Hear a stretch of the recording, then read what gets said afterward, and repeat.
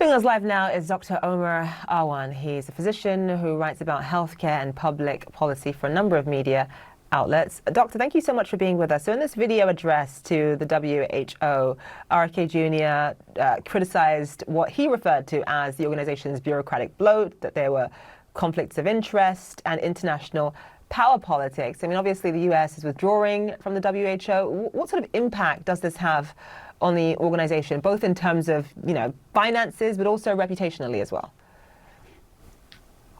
It has a huge impact, and it really weakens the WHO because the less people that are available and the less funds there are, the less capacity the WHO has to do the things that they want to do. So the most obvious thing is the funding. So the United States contributes 18% of funding of the WHO budget. That translates to billions of dollars. And this is going to have a huge effect, particularly with low income countries that rely on WHO to mitigate the spread of diseases, things like HIV, malaria, and TB in low income countries like sub-Saharan Africa. And what I'm scared of is that not only will people die, and people are already dying, by the way, that these diseases have no borders. So these can spread very easily to the globe and throughout the whole world because of the ease of international travel. So this is going to have profound effects on global health, public health, and we're only starting to see the effects of those.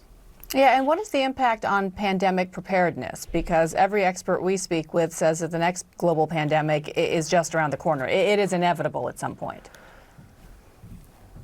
It's absolutely huge, because one of the things that I think people don't understand about the WHO is that they have a very robust surveillance networking system with data. And when the US withdraws, they don't have access to this data, this robust data that helps them prepare for pandemics, things like mitigating the spread of these diseases, looking at, trends in the way diseases are spreading. And without that information, we're essentially walking blind in the way we handle a pandemic. And so there are going to always be threats, things like Ebola, bird flu. So we have to be prepared. And we're not part of the WHO. We don't have access to that critical data that can then help us prepare for the pandemic.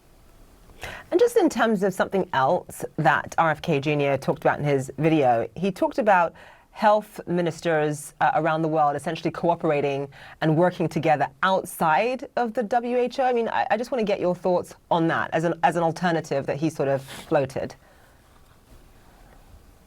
Well, he's always floating alternatives, and that's sort of what he has been doing, since he started being the secretary of HHS. But the WHO is really the most central organization that promotes public health, that promotes the well-being and safeguards the health of people all around the world. So this is really the organization that people should be investing in to make the most important decisions about vaccines, for example, safety precautions for infectious diseases. So when less countries are part of it, that weakens the total public health infrastructure. And that is not a good thing for people and for the health of Americans and the health of people all around the world. So my take is that, to do alternative things when something that is already well established, that is doing such good for humanity, it's a bit troubling.